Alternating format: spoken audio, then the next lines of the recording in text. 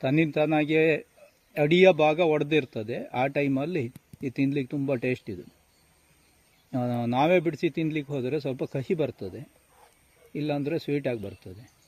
ಅದರ ಸಿಕ್ಕಾಪಟ್ಟೆ ಬರುತ್ತೆ ಒಂದೊಂದು ಮರದಲ್ಲಿ.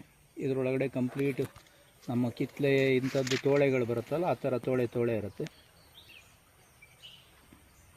ಈ ಥರ ಬರ್ತದೆ.